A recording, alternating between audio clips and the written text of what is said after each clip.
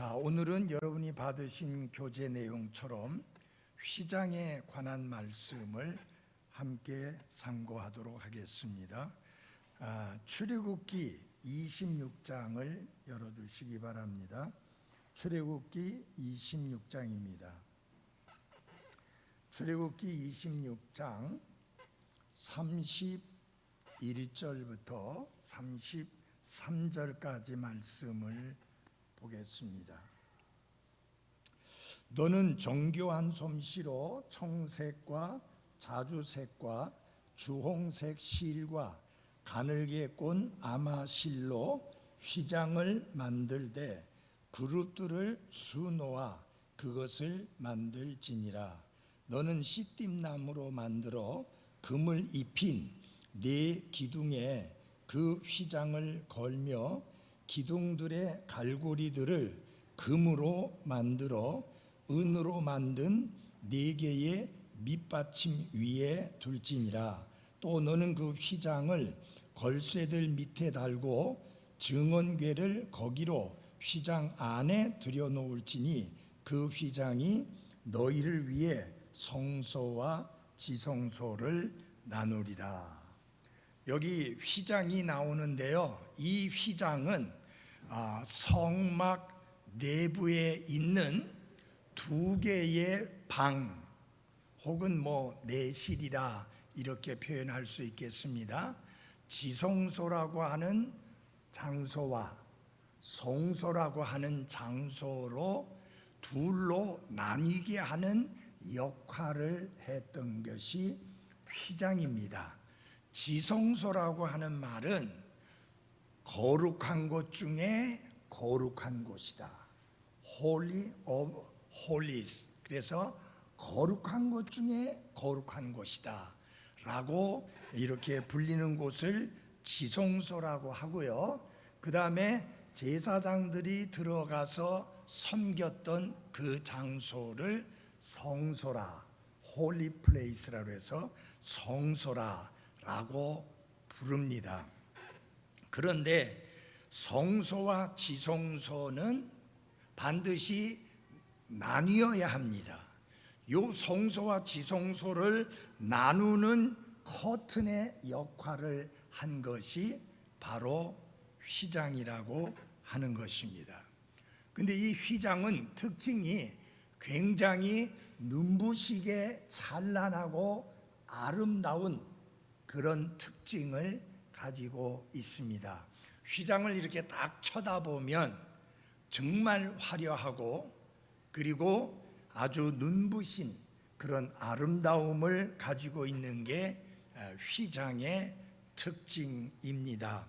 왜냐하면 이 휘장을 만들 때 청색실, 자주색실, 주홍색실, 그리고 가늘게 꼰 아마실, 그거는 흰색입니다. 이렇게 네 가지 실로 꼬아서 만들었기 때문에 이 휘장은 정말 눈부시게 아름다운 모습을 갖추고 있었습니다. 그런데 이 휘장을 보니까 생각나시는 게 있죠. 성막의 네 개의 덮개 중에 제일 안쪽의 덮개가 딱 요런 청색, 자주색, 주홍색, 흰색의 아마실을 꼬아서 만들었고, 거기에도 그룹들이 수가 놓아져 있었는데 이 휘장에도 그룹들이 수놓아 있었습니다. 그룹들은 천사가 아닌 하늘에 있는 존재, 즉 천상의 존재라고 이렇게 아시면 되겠습니다. 그런데 이 휘장을 만들 때 아주 정교한 솜씨로 제작이 되어졌습니다. 이 정교한 솜씨로 만들어졌다는 것은 어떻게 보면은 굉장히 정밀하게 그렇게 아주 기술이 집약되어서 만들어진 휘장이 바로 성소와 지성소를 가로막고 있는 휘장이었다라고 하는 것입니다. 그래서 이 휘장을 제작하거나 세우는 사람들의 자격이나 그들의 준비에 관한 말씀을 보게 되면 그들은 어떤 기술적인 면보다도 오히려 영적인 자질을 더 강조하고 더 중요하게 여겼던 사실을 볼 수 있습니다. 우리 잠깐 출애굽기 35장 말씀을 한번 찾아보겠습니다. 출애굽기 35장 30절입니다. 모세가 이스라엘 자손에게 이르되 보라, 주께서 유다 지파에 속한 훌의 손자 우리의 아들 부살레를 지명하여 부르시고 지혜와 명철과 지식과 온갖 종류의 기술에서 하나님의 영으로 그를 충만하게 하사 정교한 일들을 고안하여 금과 은과 노수로 일하게 하시고, 거기 보면 정교한 일들을 하도록 하기 위해서 그들이 갖춰야 될 자격이 뭐냐? 지혜가 충만해야 되고, 명철이 충만해야 되고, 지식이 충만해야 되고, 그리고 아울러서 온갖 종류의 기술에서 충만해야 되고, 그리고 하나님께서 그를 하나님의 영으로 충만케 하셨다. 이것을 보면은 영적인 자질이 그들의 기술적인 면 혹은 손재주보다 훨씬 더 앞섰다는 사실을 우리가 발견할 수가 있습니다. 그러니까 손재주만 좋으면, 기술이 아주 뛰어나면 바로 이 휘장을 만드는 그 일에 그 사람이 투입된 것이 아니라 영적인 자질을 갖춘 사람이 바로 그 일을 하도록 하나님 앞에 쓰임을 받았다라고 하는 것입니다. 이것을 보면 우리가 하나님의 일을 할 때에도 마찬가지입니다. 어떤 개인의 능력이나 개인의 기술이나 개인의 솜씨나 또 그 사람이 가지고 있는 어떤 여러 가지 자질들보다 더 중요한 것이 있다고 하면 그것은 영적인 자질입니다. 자, 예를 들어서 정말 대단한 성악가와 같은 도밍고나 파바리티 같은 수준의 성악가 수준의 그런 노래를 할 수 있는 사람이다. 근데 그 사람이 노래할 때마다 자기를 높이고 자기를 자랑하고 또 자기를 뽐내기 위해서 한다고 하면 그는 찬양으로 하나님께 영광을 돌리고 쓰임을 받는 데는 전혀 자질을 갖추고 있지 못한 사람이다. 여러분, 하나님의 일을 할 때 가장 중요한 것은 뭐냐? 나를 드러내고 나를 높이고 나를 자랑하고 나를 뽐내는 것이 아니라 우리의 구원자여 우리의 주님이여 존귀와 영광과 찬양을 홀로 받으시기에 합당하신 그 하나님을 높이는 것, 그것이 가장 중요한 것입니다. 자, 예를 들어서 피아노를 엄청 잘 치는 사람이 있습니다. 우리 교회 안에는 신실한 피아니스트, 올게니스트가 있습니다. 거의 결석하는 경우를 볼 수 없습니다. 그런데 반주를 하는 이 두 분들 보면 우리가 얼마나 반주를 잘하느냐, 내 솜씨가 얼마나 대단하느냐, 그거 뽐내려고 하는 의도가 전혀 없어요. 최선을 다해서 이 하나님께 영광 돌리고 하나님께 찬양을 돌리는 일에 있어서 반주로서 섬긴다, 오직 그 마음이요 그 생각이요 그런 의도로서 섬기고 있습니다. 바로 그것이 주님이 원하시고 주님이 기뻐하시는 모습입니다. 그래서 이 성막을 만들 때에 그게 휘장이든지 그것이 언약궤든지 아니면은 증언궤, 무슨 향단, 이 어떤 것을 만들지 간에 그것을 만드는 분들에게 있어서 중요한 것은 영적인 자질이 먼저 요구되었다라고 하는 것입니다. 그 다음에 세 번째 보면은 휘장에는 그룹들이 수놓여 있었습니다. 아까 말씀드렸죠. 그룹들은 천사가 아니지만 천상에 있는 존재이다 라고 하는 것을 아시면 됩니다. 그 다음에 휘장을 만들었는데 그 휘장을 걸어야 될 거 아닙니까? 근데 그 휘장을 걸기 위해서 무엇이 사용되어졌느냐? 4개의 기둥이 사용되어졌습니다. 왜냐하면 휘장을 걸기 위해서 4개의 기둥을 세웠고요, 거기에다가 이 휘장을 걸게 되었습니다. 그런데 이 기둥은 썩지 아니하는 나무로 만들었지만 그 바깥은 무엇을 입혔느냐? 금으로 입혔습니다.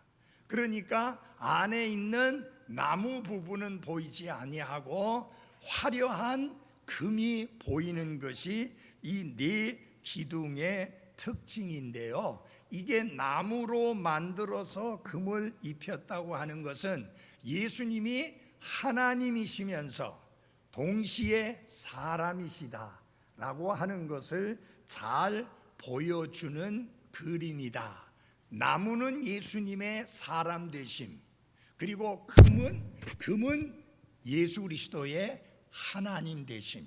그래서 이것을 우리가 이게 예수님이 하나님이면서 동시에 사람이시다 라고 하는 것을 설명할 때 줄여가지고 신인이라 그렇게 말합니다. 하나님이면서 사람이시다. 이걸 붙여갖고 신인 해버리면 안 돼요. 신인이라고 해야 됩니다. 하나님이면서 동시에 뭐예요? 사람이시다 라고 하는 의미를 가지고 있습니다. 그런데 기둥들을 세우는데 이 기둥이 서 있으려고 하면은 밑받침이 있어야 됩니다. 이 밑받침을 4개의 밑받침을 만들어서 그 밑받침 위에다가 올려놓게 되었습니다. 그런데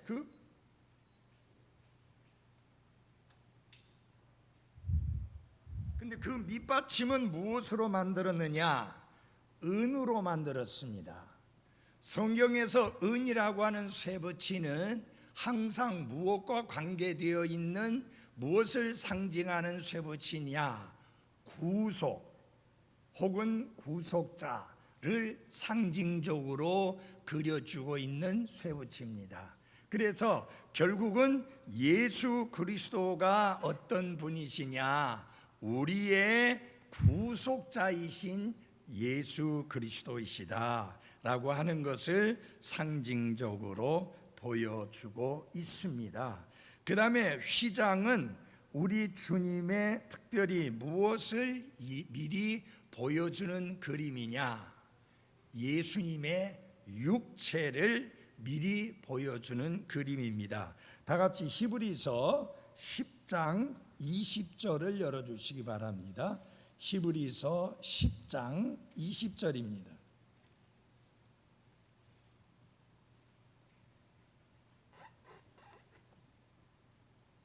10장 20절, 이 길은 그분께서 우리를 위하여 휘장 곧 자기의 육체를 통해 거룩히 구분하신 것이니라. 성경 자체가 휘장은 곧 예수 그리스도의 육체를 가리키는 것이라고 그렇게 설명을 해주고 있습니다. 자, 이 휘장은 주 예수 그리스도의 지상에서의 삶과 그분의 성품 그리고 그분의 고결함을 보여주는 것입니다. 이 휘장이 눈부시게 아름답다고 했죠. 그리고 굉장히 찬란한 휘장이다. 예수님의 인격, 예수님의 성품, 예수님의 삶을 보면 그분은 정말로 눈부시게 아름다운 삶을 사신 분이시라고 하는 것을 보여주는데, 예수님이 육체를 입고 이 땅에 계시는 동안에 그분이 사신 삶은 그야말로 고결했고, 그야말로 깨끗했고, 그야말로 거룩했고, 그야말로 눈부시게 아름다운 삶이었던 것을 볼 수 있습니다. 여러분, 우리 가운데 누가 여러분들 가운데에서 나를 죄로 책잡겠느냐라고 당당하게 말할 수 있는 사람이 누가 있겠습니까? 우리 모두 허물이 많고 실수가 많고 잘못을 저지르고 죄를 짓는 구원받고 거듭난 그리스도인임에도 불구하고 그런 약점을 가지고 있는 게 우리인데, 예수님은 당당하게 말씀하셨습니다. 너희들 가운데 누가 나를 죄로 책잡겠느냐. 그 말은 예수 그리스도는 죄가 없으신 분으로서 우리와 같은 육체를 입고 계셨지만 전혀 죄가 없는 분으로서 고결한 삶을 살았고 거룩하고 성결된 삶을 살았으며 그분의 성품이나 그분의 삶, 그 어떤 것 하나도 흠잡을 수 없는 완전한 사람이셨음을 보여주는 게 휘장이다. 그 휘장의 아름다움이 바로 예수 그리스도의 인격과 삶과 고결함의 아름다움을 보여주는 것이다. 근데 그룹이 거기에 수놓여져 있다고 하는 것은 그룹들이 하는 일은 하나님의 영광을 수호하는 것이라고 그렇게 말을 합니다. 그런데 이제 요한복음 1장 14절에 보면은 예수님을 가르쳐 말씀하면서 두 가지를 말합니다. 말씀이 육신이 되어 우리 가운데 거하시는 분이 예수 그리스도이시다.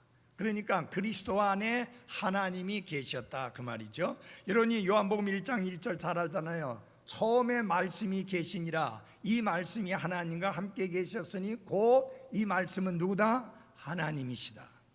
바로 그 말씀이 육신이 되신 분이 예수 그리스도이시니까 우리가 다른 말로 바꾸어서 말씀을 드린다면 하나님이 육신을 입으신 분이 바로 예수 그리스도다.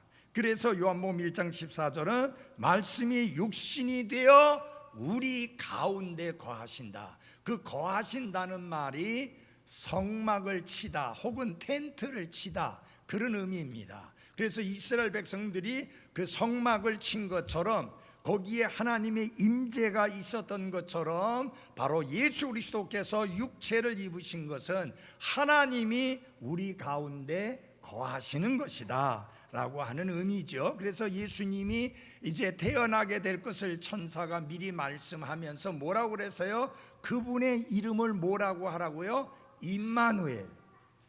임마누엘이라고 그랬습니다. 근데 여러분 이게 개혁성경하고 전혀 다른 게, 개혁성경은 뭐냐면 하나님이 우리와 함께 계시다 함이니라 그렇게 했어요.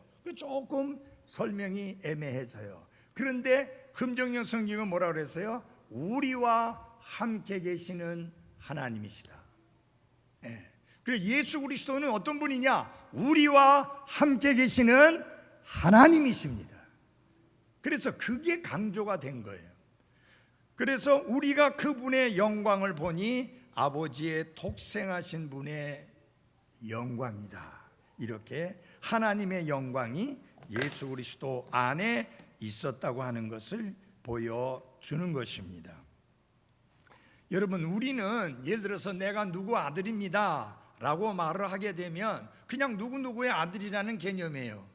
근데 이스라엘 백성들은 다른 개념으로 받아들입니다. 여러분, 예수님께서 하나님을 가르쳐 누구라고 했어요? 나의 누구라고 했어요? 아버지라고 했어요. 그러니까 유대인들이 확 열을 받아가지고 네가 사람이면서 어떻게 하나님이라고 하느냐. 여러분, 내가 하나님의 아들이다 라고 말을 하게 되면 이는 곧 내가 누구라는 말이에요? 하나님이라는 말이에요. 그 개념이 이스라엘에게 있어요. 우리에겐 그런 개념 없지만 이스라엘에게는 그런 개념이 있어요. 그래서 요한복음 5장에 보면 예수님이 하나님을 가르쳐서 나의 아버지라고 하니까 저게 안식일도 범하더니 이제는 하나님을 자기가 하나님의 아들이라고 해서 하나님을 신성을 모독한다 라고 이렇게 열받은 것을 우리가 볼 수 있습니다. 자, 그 다음에 이 휘장의 특징이 뭐냐? 제한하는 그런 특징을 가지고 있습니다. 이게 무슨 말이냐면은 누구나 와도 좋소라고 하는 오픈도어가 아니에요. 열린 문이 아니에요. 반대로 뭐 하는 거예요? 들어오지 마라, 가까이 하지 마라, 이렇게 분리하고 막는 역할을 하는 것이, 그렇게 제한하는 역할을 하는 것이 휘장의 역할입니다. 그러면 어디로부터 분리하고 어디로부터 막는 것이냐? 하나님의 임재로부터, 비록 성소 안에까지 들어왔다 할지라도 하나님의 임재를 상징하는 증언궤, 개역성경에는 언약궤라고 하는 그 증언궤가 있는 지성소에 접근하지 마라, 들어오지 마라 라고 분리하고 막는 의미를 가지고 있는 것이 휘장의 특징입니다. 여러분 주의해서 잘 들어주십시오. 성소에 세 가지 집기들이 있었어요. 기구들이 있었어요. 기억합니까? 자, 제일 첫 번째 들어가서 왼쪽으로 무엇이 있어요? 잊어버리셨죠? 금 향단, 금 등잔대. 그 다음에 오른쪽에는 보여주는 빵, 그것을 진열하는 상.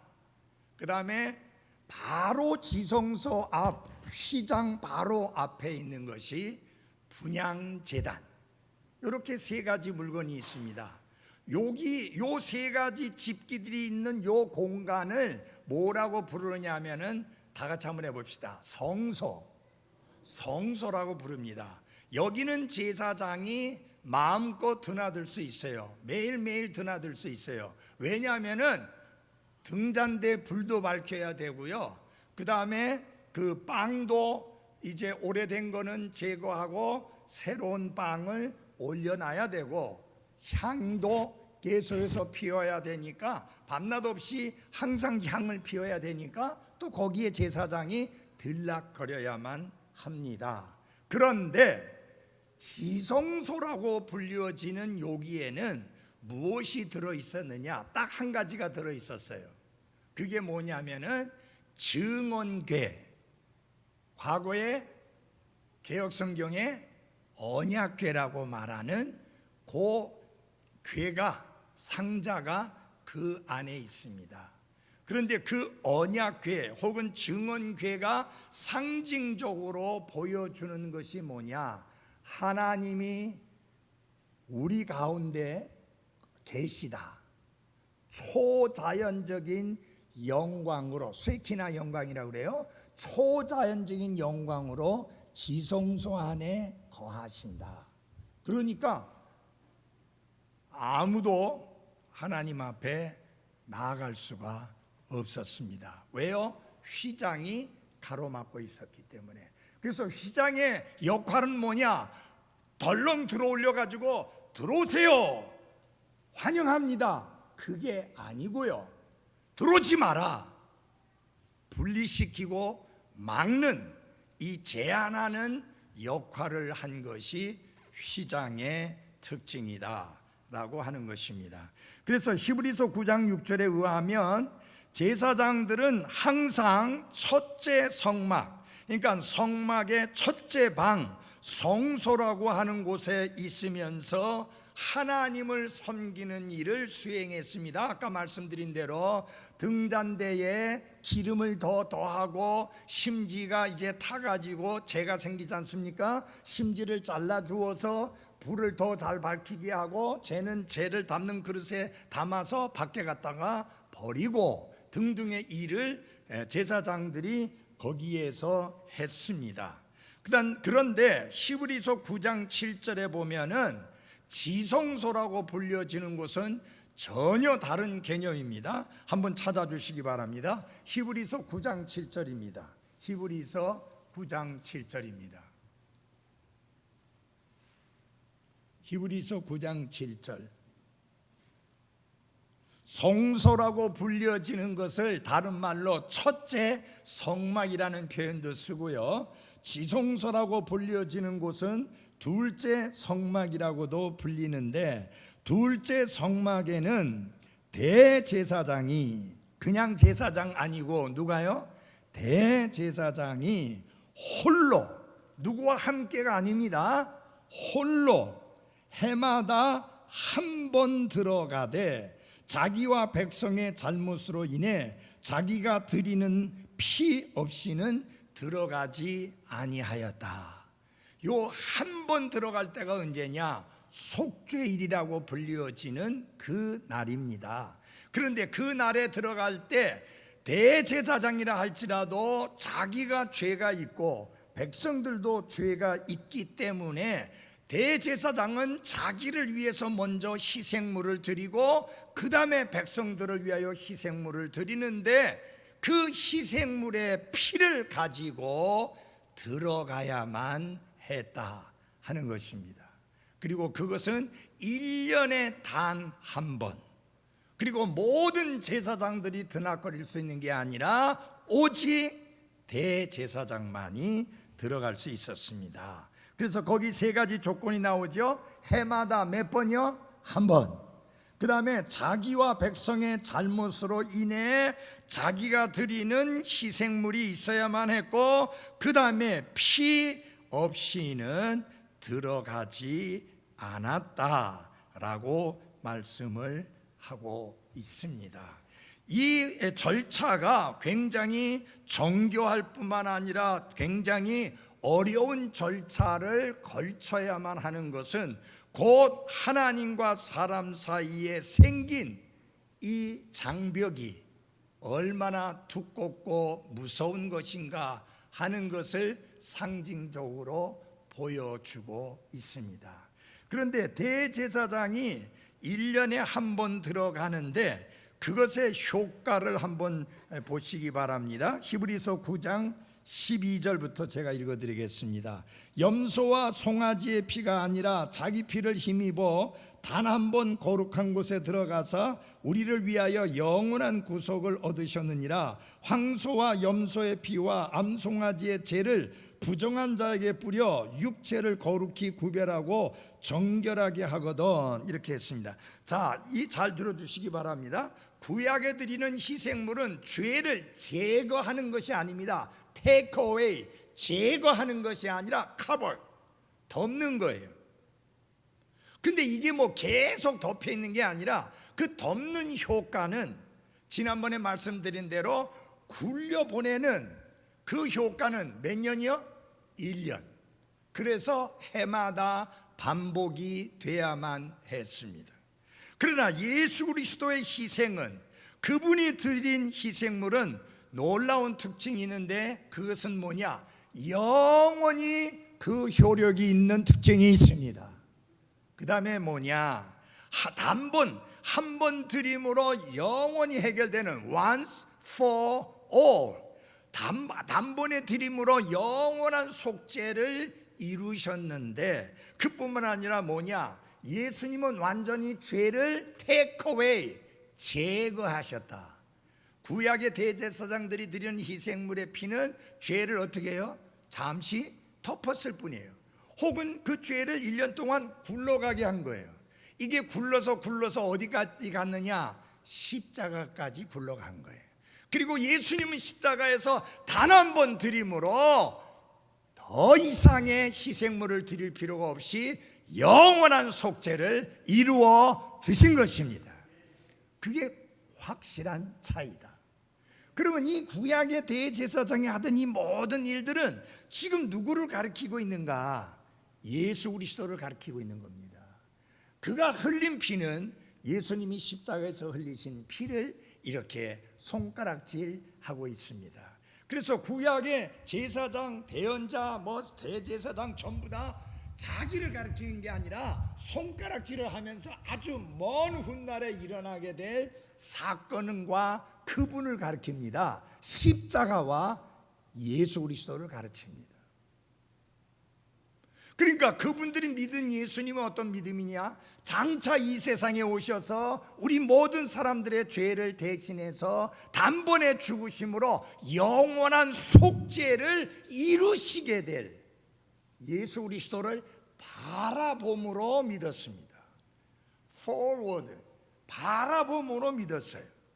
여러분과 저는 이렇게 바라보는 게 아니라 돌아서서 뒤를 보면서 십자가의 죽으심을 통해서 단번에 영원한 속죄를 이미 이루신 그 예수 그리스도를 구원자와 주님으로 믿고 그 안에서 놀라운 삶을 누리게 된 것입니다.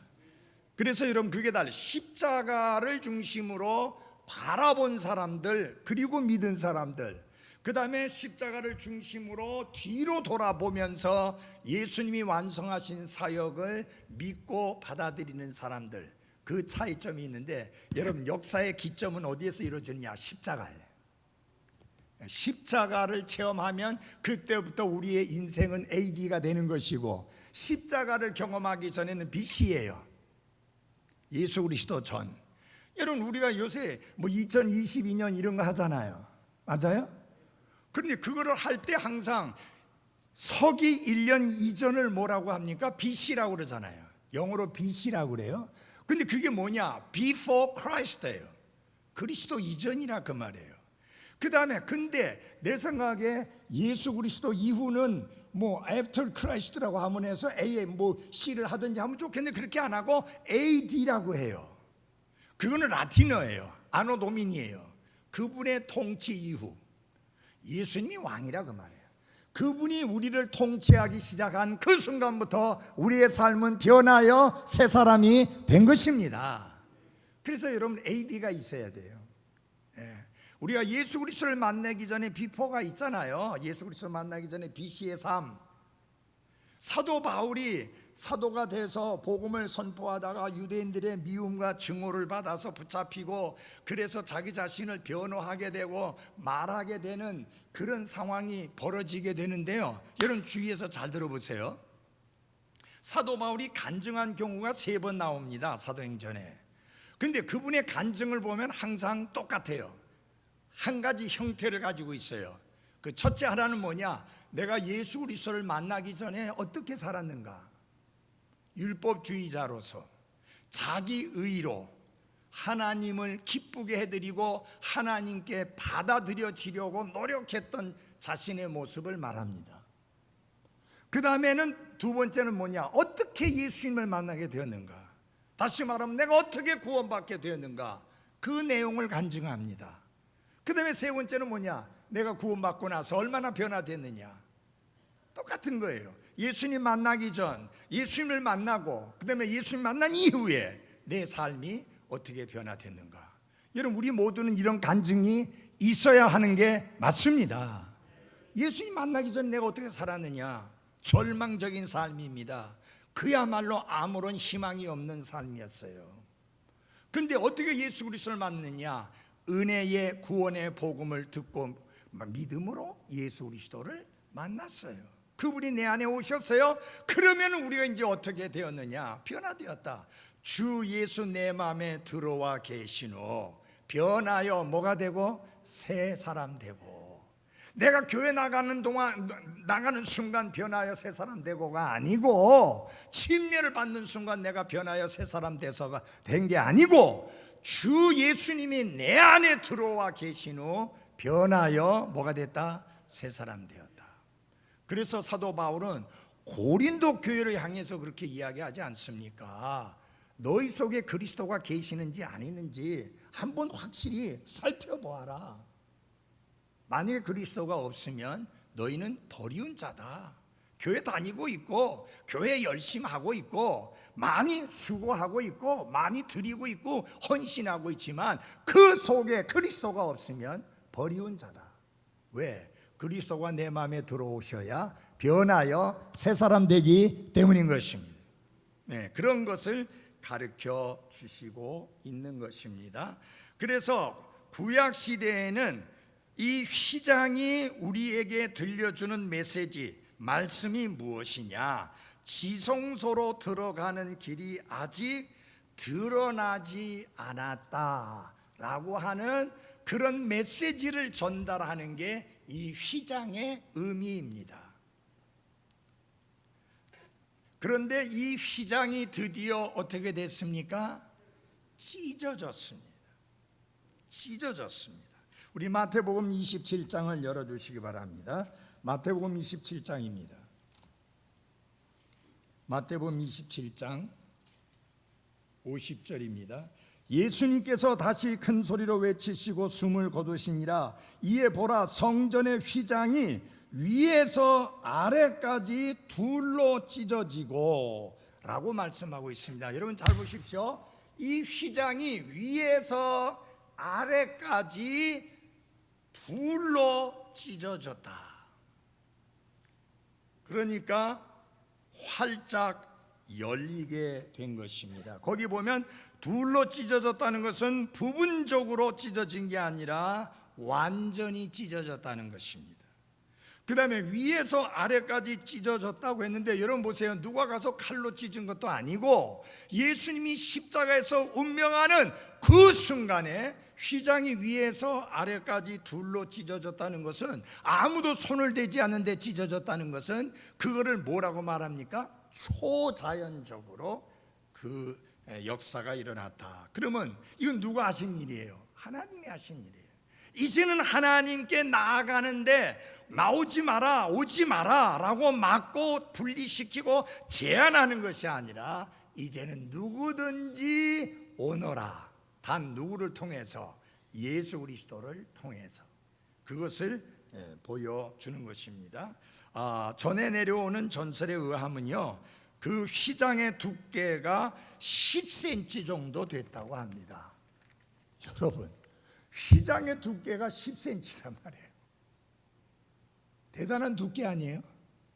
근데 이게 그냥 실이 아니고 꼬아가지고 휘장을 만들었는데, 그렇게 만든 실로 한 것이 10cm 두께라고 하면, 여기에 보면은 두 마리의 황소팀이 잡아 끌어도 찢어지지 않는다는데, 제가 본 곳에 의해서는 양쪽에 20마력을 가해서, 양쪽에 10마리씩 해서 20마력을 가해도 찢어지지 않는 그런 단단함을 가지고 있는 게 휘장의 특징이다. 여러분, 대단한 두께 아니에요? 여러분, 이제까지 태어나서 10cm 정도 두께 되는 휘장 본 적 있으세요? 없어요. 저 세종회관 같은데 휘장이 있어도 그렇게 두껍지 않아요. 10cm다. 이거는 하나님이 찢으셔야지 찢어지는 거지. 초자연적으로. 예수님이 십자가에서 운명하는 순간에 이 휘장이 위에서 아래까지 찢어져서 둘이 되었다. 그러니까 그 말은 무슨 말이에요? 활짝 열려졌다라고 하는 것입니다. 그래서 그리스도께서 더 크고 더 완전한 하늘의 성막에 들어가시면서 자기 피를 거룩한 곳에 가지고 들어가셨다고 말씀했습니다. 이 찢어진 휘장이 우리에게 주는 메시지가 뭐냐? 우리에게 무엇을 말씀하고 있느냐? 놀라운 사실을 말씀하고 있습니다. 예수님의 피를 힘입어서 우리도 하나님이 계시는 그곳에 들어갈 수 있다. 어떻게 들어가느냐? 담대함으로 들어간다. 여러분, 구약의 대제사장이 1년에 한 번 들어갔지만 담대함이 없었습니다. 그 지성소 안에 1년에 한 번 들어가면서 담대함이 없었습니다. 그러나 이제 우리는 하나님의 임재 앞에 나아가는데, 첫째 어떻게 나아가느냐? 담대함으로 나갑니다. 두 번째로는 충만한 확신 속에서 나아간다.